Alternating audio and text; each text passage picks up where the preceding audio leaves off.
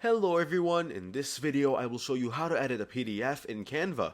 First, open Google Chrome and type Canva in the search bar. Next, click on the first link that appears in the search results. Once you're on the Canva homepage, look for the Docs option and click on it. Now find the Upload section on the left side of the screen and click on it. Here you'll see an option to upload files. Next, click on the button that says Upload an image or video. A window will pop up allowing you to choose a file from your computer. Now select the PDF you want to edit and upload it by dragging and dropping it into Canva. As you can see, the PDF will start uploading. Once the upload is complete, you can begin editing. Now click on Embed Design. This will allow you to make changes to the PDF as you like. When you're ready to edit, click on Edit Design.